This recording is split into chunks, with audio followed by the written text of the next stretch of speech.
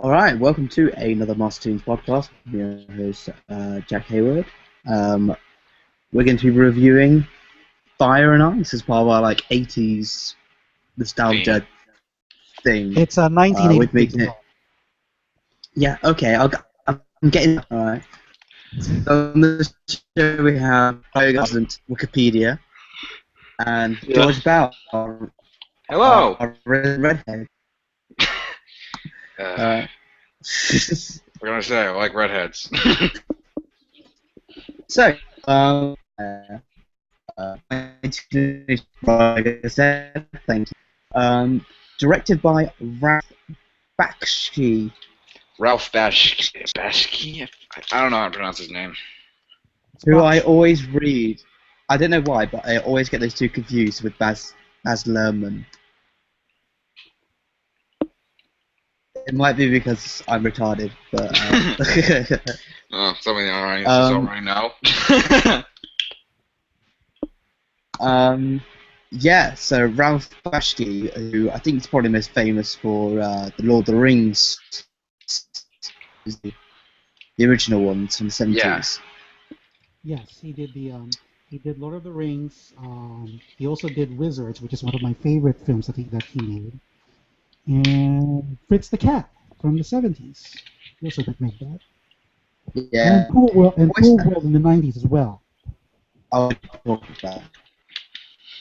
He also was active in Ren and Stimpy Adult Party too. Yep. Oh, that's a great career choice on you, Bashki. Yeah. So yeah. So this film is. Oh, and he also has an upcoming project. I forget what it's called. I think it was called Rhode Island Memories. I think. I can't remember. Last Days of Coney Island. Oh yeah. I'm not sure exactly when that's supposed to be coming out, but I'm interested in seeing what to come of it. I figure it was worth mentioning. Yeah, but I'm not talking about that one today. We're talking about his past film, Fire. All right. So 1933. It's kind of like a barbarian film, which was kind of a big thing in the 80s. You know, Conan the Barbarian, He-Man, all that stuff. And it's about basically two fractions. So we've got the ice, who's led by a king and his mum, who are trying to push this glacier to destroy the humans who live at the fireplace. Yeah. And then a princess gets kidnapped, and yeah. So 5 words left, and then we'll get into it. All right, man. All right, George, you go first. Weird. That's it. Yeah. I Riger? I would say the same. Probably because I've actually watched this. Last we did it when we went off air. That is actually one of the many shows I was able to watch when I was 8 years old. True story. Where I came from. It's easy. It's very, very easy to get VHS tapes or magazines or comics Wait. with boobs flying around. And Let- the vendor doesn't give a crap if you're an 8-year-old buying the comics as long as he gets the cash. So wait. I wish that was the case now.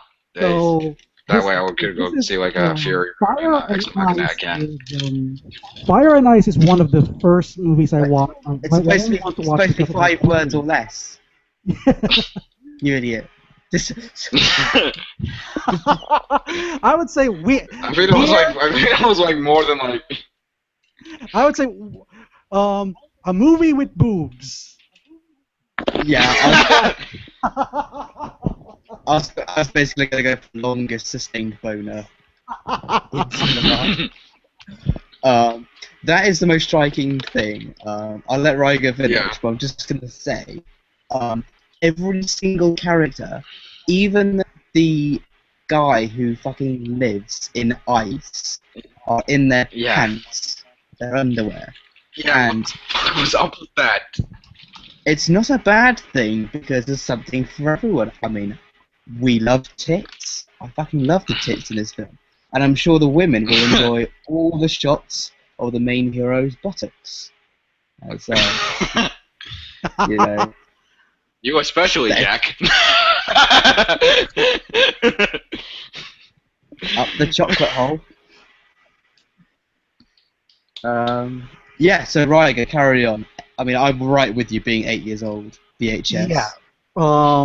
Yeah, because so here's the thing. I actually do remember. I do remember watching this, and I did watch it again. And the only reason why I watch it is because of the boobs in that one. And like you said, because this is basically in an era where barbarian films are pretty much commonplace ever since He-Man and Conan came out. So the premise is this: is that we have two kingdoms fighting for dominance over prehistoric Earth. We got the Kingdom of Fire and the Kingdom of Ice. And the Kingdom of Ice currently is actually winning this this war.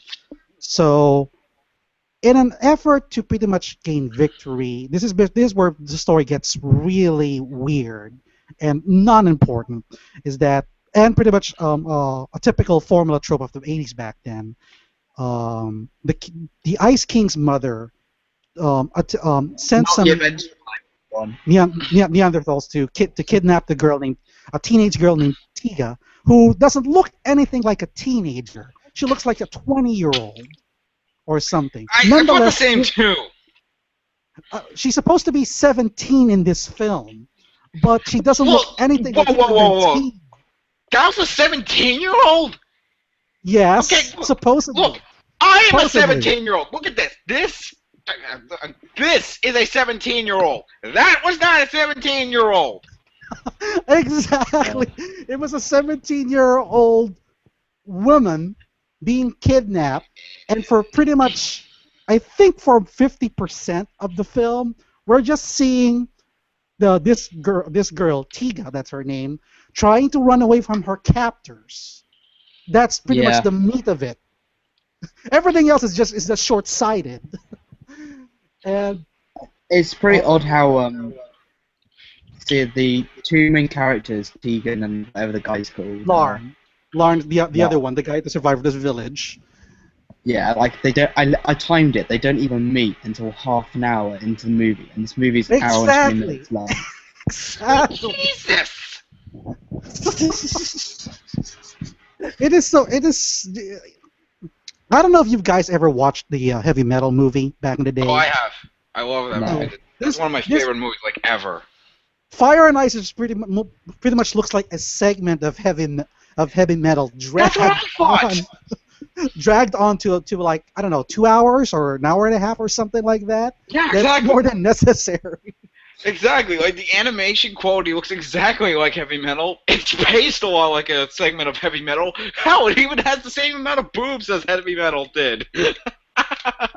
And it's just so, and it, okay, granted, when I was back when I was 8, that's the only thing I liked about the movie is the boobs. But even back then, that I was 8 years old, I was still trying to understand what the story is going on, even with a young mind like myself. And by the time we get to the very end of the movie, that's when things start to get confusing and doesn't make sense. For example, Lawrence is basically the protagonist of this movie, but he never gets to kill the bad guy. Some other guy did named Dark Wolf, who's this guy in a mask with a giant axe, swinging like a badass, and yet we have no bloody clue who he is, other than he's the guy who's going to kill the bad guy. That's it. Yeah. Pretty much. And what the fuck was up with that panther mask he had on his head that covered up his eyes? Was that actually part of him, or was that he just wearing it? I don't know. And then there's this last part of the movie where all of a sudden he becomes like Hulk Hogan, second wind, with the aura coming out like he's Son Goku or something, and then give him a slash kill. That's it. He's done. It's like that was actually pretty amazing. I wasn't 8 at that time, and even I have no idea what's going on. But the one thing that's even more confusing is the King of Fire he already had a way to kill the king of ice. He just doesn't want to use it until the very end of the film, which is lava. Exactly. I was going to bring What the that fuck was up. up with that? Like, you had the ability to wipe out this entire army, this entire ice palace that's coming towards you, just with the flip of a couple of switches, and you only wait until like it comes like miles away from your village to actually activate it. So Fucking idiot. believe me, even as an 8-year-old, I still find that idea so dumb. I don't blame you. That's so fucking stupid. And the fact that this is a Ralph Bakshi movie, and I love Ralph Bakshi, but this is one of the weirdest movies I've seen as an 8-year-old. But at that time, it didn't matter to me because the only thing I like is just Tika swinging around with her boobs. That's the only. This is my first experience. Like, full on like Ralph Bakshi animated film. Like the only other thing I've seen from him is Cool World, and from this, just what the fuck? It's so, Yeah. it's so bizarre. From a Go ahead, Jack. well, as I said, like from like a technical standpoint, it's an interesting film. It uses Rotoscope. technique. Yeah, that Ralph. So basically, it'll film the actual scenes and then draw over it. Because I was wondering because the actual art is really bad, really. But it's something really like fluid and evolving about it that you just want to keep watching. Do you know what I mean? Right. Yeah. It's not bad. The animation itself is not bad, and it's got enough of an atmosphere and like a style to keep you watching. I thought that was interesting. Yeah.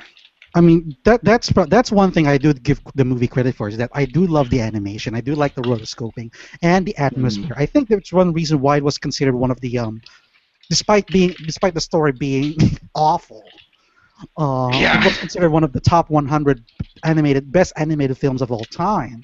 In part because of the techniques used in the film, which was really, really good. And boobs. Yeah. Like, yeah, definitely.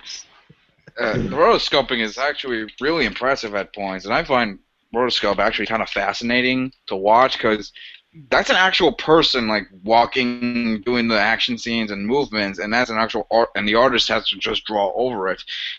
But in that sense, it's actually kind of creepy to watch sometimes. Like, I don't know about you, but there was like several points where it kind of leaned towards Uncanny Valley, if you know what I mean.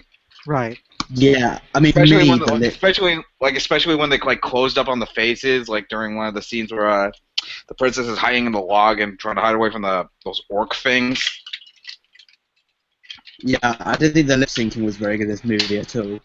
Oh no, it's fucking awful.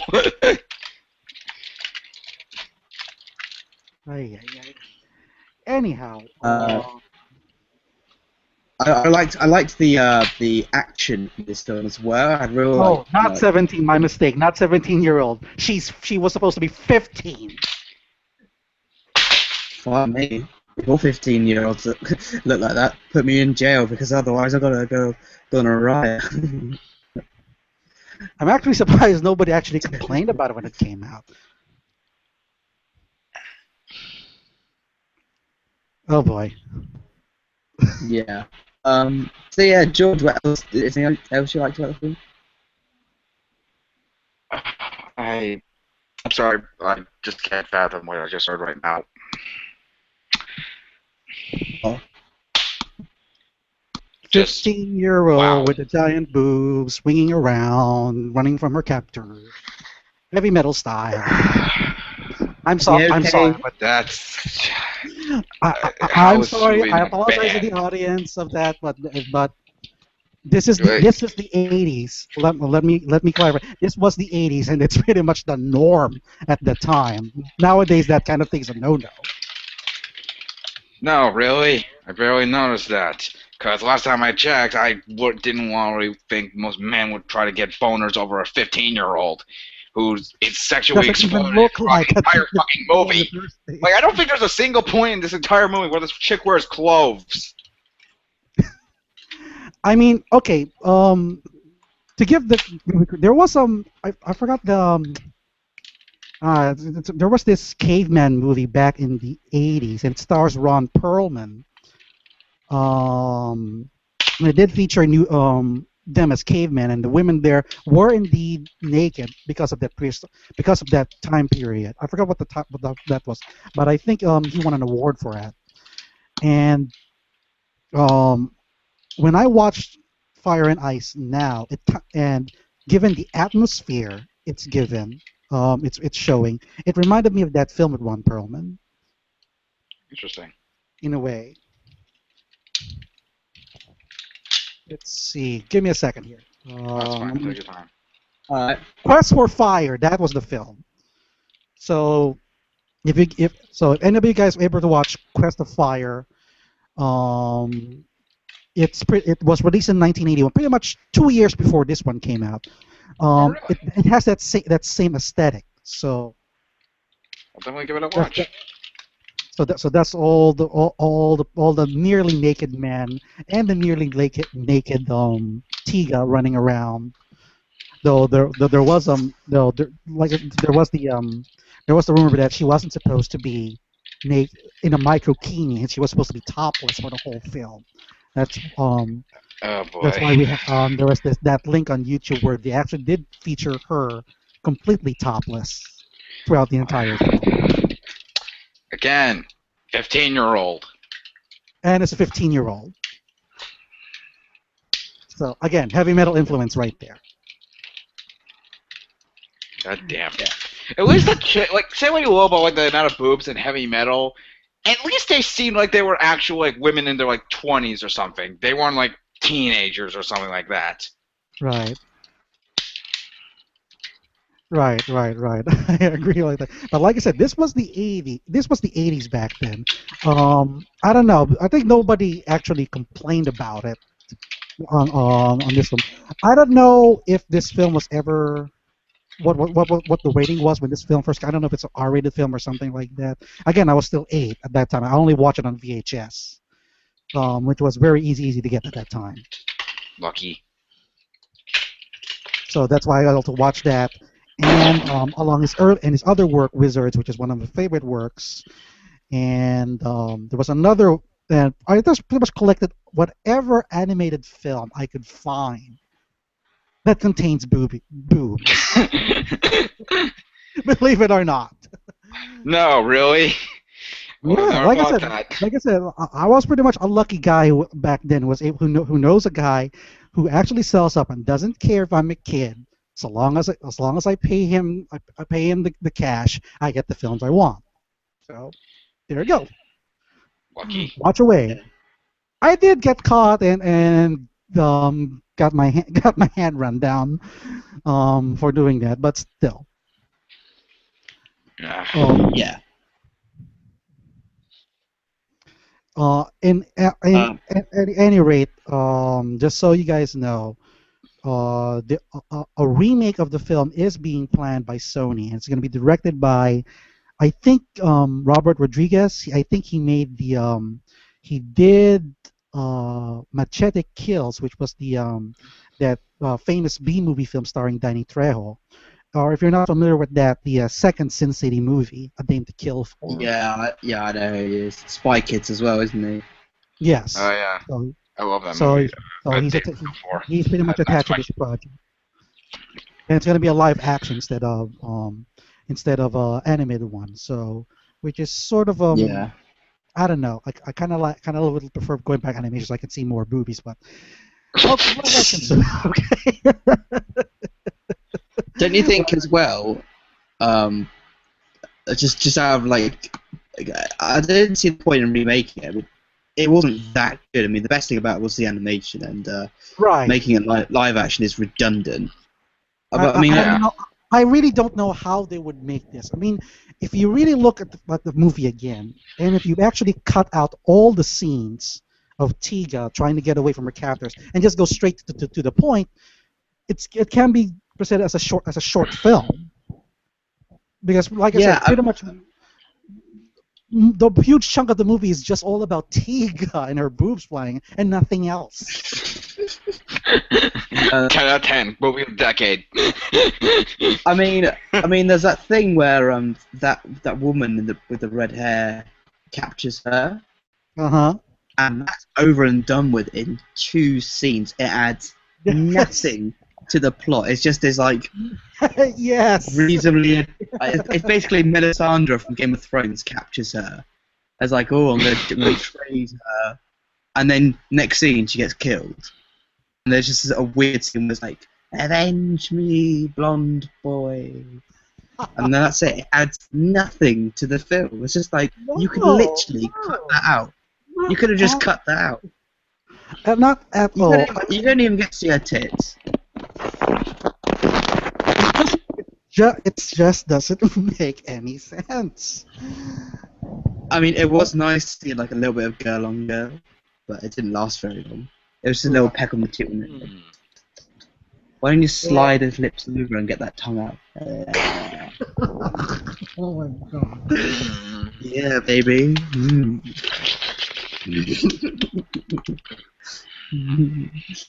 what the fuck is wrong with me? It's called puberty, man. Oh, I went for that a long time ago. We're just having, okay, I rephrase, you're having a boner. I actually am not that big of a boob guy, to be honest. But I still admit the way the women were drawn was really nice as well. I don't know what I'm talking about. But the overall designs, though, are actually pretty cool, to be honest. Okay, so... Yeah, a bit homoerotic, to be honest. Like, was I the only one, like, getting weird vibes from, like, how practically no one in this movie wore, like, proper clothes? When you mean weird vibes, you mean Bruno when the blonde guy came on It's supposed to be a prehistoric movie or somewhat, so... Or yeah, but Conan-type movie, so... It's... I get it why they're not wearing clothes, though. Yeah, but it just felt like it was kind of off, I don't. kind of most of the time. Especially like that scene with like most of the movie has about as much slow motion as a Michael Bay movie, believe it or not, which is kind of surprising. And especially that one moment, the weirdest moment in the movie for me was that scene where the main guy was trying to escape those orc things, and as he climbing the thing, like one of them just grabs his ass and just like slowly lets it go. He doesn't even attempt to like grab it or anything. But it's like it goes on for like I think like 2 minutes or something, and it's just a close up. It's just him like trying to. It's just no point for it. It's just what the hell. And also like at the start when he was controlling the ice, and he's like, oh, and there was like, literally there was as far like as you get, like the actual like ice was exploding, like yeah.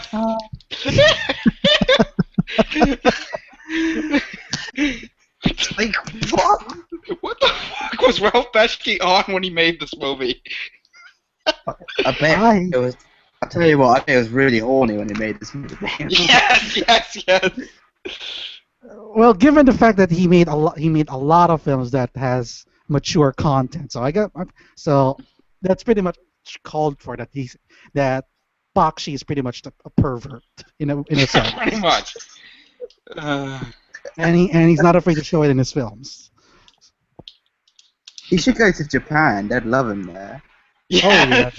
A Ralph Bakshi anime. This needs to happen. Oh yeah, definitely. Go to Japan. Fucking amazing. Get Miyazaki in. We'll do a Ghibli film with boobs. Lots of boobs. Yes. Lots of skin. Oh, Japan's gonna love that. Oh, this needs to happen right fucking now. Yeah, I bet he'll be like softcore for them, wouldn't he? What else about the film? The music was terrible. The music is pretty much generic. Kinda. What you would expect in an '80s film. So nothing to rave about there. Yeah, the intro was just like a bunch of random notes. Pretty much. still not like bad music. It's just kind of there. Wikipedia officially describes what Keegan was wearing as a microkini. What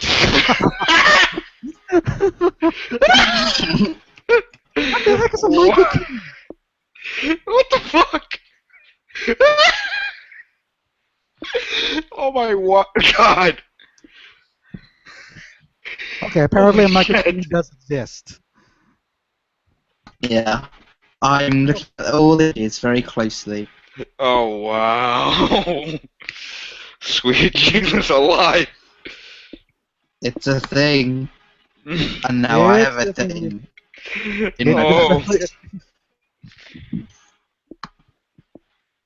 Okay, I'm done. Yeah, I guess kind of like final thoughts about the film. There's not much to say. Yeah, my final thoughts are it's bizarre, very erotic at times for some strange reason. It's got a lot of slow-mo, a lot of boobs, a lot of ass shots for some reason, lots of death. I was not expecting that. Orgasming ice kings. I guess if all that sounds appealing to you. Simon as Necron in Fire and Ice. Yes! Oh my god, that would be fucking awesome! You just mentioned that. Imagine Simon looking a lot like the ice. Fire and Ice.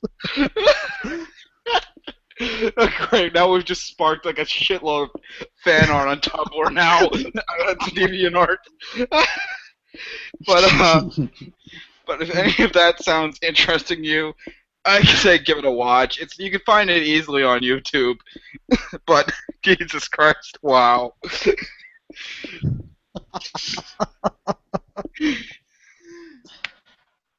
Anyway. Okay. My mind's so messed up right now. Sorry, guys. But yeah, my final thoughts on the film is it's basically a film about movies. That's pretty much it. Nice animation, screwy story. Just watch it for the boobs, nothing more. Or just watch the one that some guy made it as intended to be. That's pretty much all you need to know about the film. Pretty much. Jack? Jack. Hello? Jack. Sorry, Are you watching Tiga running around again, topless? You fucking No, pervert. just the audio suddenly cut out, and I didn't know if it was me or not. Oh, okay. Final thoughts. They're deeply into Tiga, running around Baywatch style, her boobs swinging left and right as she runs away from a mob of subhumans. I'll tell you what. Yakety sax. If you are about 7 years old and you've yet to find out what sexuality you are, this is the film for you. It covers everything. You got women interest in there, male, bit of lesbian, even furry. You even got a little bit of BDSM in there as well, kind of. Yeah, BDSM, DILF, MILF. Of course. And pedophilia, to a certain extent. Yeah. This movie has it all! But, I mean, apart from that, I don't know if I'm going to watch it again. I did enjoy it. I'm glad I watched it. I think you should watch this movie at least once. Same. I think it's the very first American lolicon film. Yeah. Or What's maybe lolicon? the Wizards, so I don't know.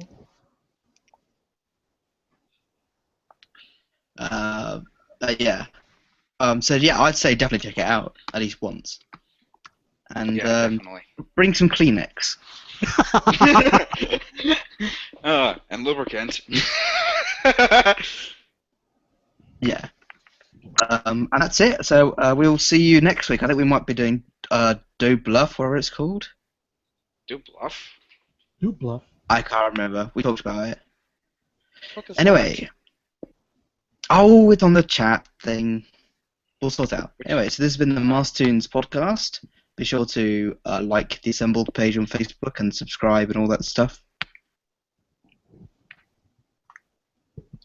Right then. Alright. Take care, y'all. All right. Bye. What was that noise? Bye. Sound?